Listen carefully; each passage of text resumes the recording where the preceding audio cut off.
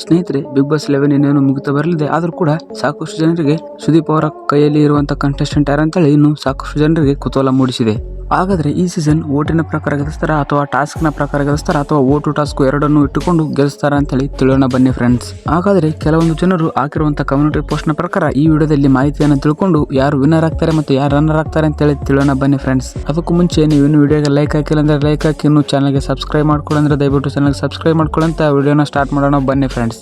ಇವಾಗ ಟಾಸ್ಕ್ ಪ್ರಕಾರ ಬರೋದಾದ್ರೆ ಹನುಮಂತ್ ಅವರು, ರಜತ್ ಅವರು, ತ್ರಿವಿಕ್ರಮ್ ಅವರು, ಮಂಜಣ್ಣ ಅವರು ಇವರು 4 ಜನರು ಸಖತ್ತಾಗಿ ಟಾಸ್ಕ್ ಆಡ್ತಾರೆ. ಆದರೆ ಇವರಲ್ಲಿ ಯಾರಾದ್ರೂ ಕೂಡ ವಿನ್ನರ್ ಆಗ್ಬೋದು. ಎಕ್ಸಾಕ್ಟ್ ಆಗಿ ಹೇಳ್ಬೇಕಂದ್ರೆ ಹನುಮಂತು ಮತ್ತೆ ತ್ರಿವಿಕ್ರಮ್ ಇಬ್ರು ಸುದೀಪ್ ಸರ್ ಕೈಯಲ್ಲಿರುವಂತ ಚಾನ್ಸ್ ತುಂಬಾ ಇದೆ ಫ್ರೆಂಡ್ಸ್.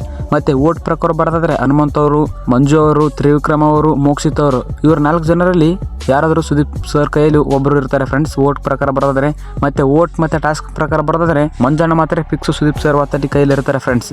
ಸೊ ನೀವೆಲ್ಲರೂ ಅನ್ಕೊಂಡಾಗೆ ಟಾಸ್ಕ್ ಆಡಿದವರು ಅಥವಾ ಜಾಸ್ತಿ ಓಟಿದವರು ವಿನ್ನರ್ ಆಗ್ತಾರೆ ಅಂದ್ರೆ ಅದು ಸುಳ್ಳು ಫ್ರೆಂಡ್ಸ್. ಯಾಕಪ್ಪ ಅಂದ್ರೆ ಚಾನಲ್ ಅವರು ಅವರಿಗೆ TRP ಕೊಡ್ತಿರುವಂಥ ಕಂಟೆಸ್ಟೆಂಟ್ ಮತ್ತೆ ಅವರಿಗೆ ಇಷ್ಟವಾದ ಕಂಟೆಸ್ಟೆಂಟ್ ಅಂತ ಇರ್ತಾರೆ ನೋಡಿ, ಅಂದ್ರೆ ಅವರ ಚಾನಲ್ಗೆ ಕೆಲಸ ಮಾಡಿರುವಂಥ ಕಂಟೆಸ್ಟೆಂಟ್ ಅವ್ರನ್ನ ಯಾರಾದರೂ ಗೆಲ್ಲಿಸ್ತಾರೆ.